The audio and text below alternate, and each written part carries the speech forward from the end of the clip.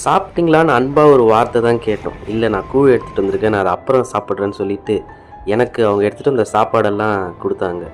நல்ல சுவையான சாம்பார் சாதம், பீட்ரூட் பொரியல்னு சொல்லிட்டு அவங்க கணவருக்காக வச்சுட்டு இருந்த சாப்பாடை எனக்கும் கொஞ்சம் பகிர்ந்துக்கிட்டாங்க.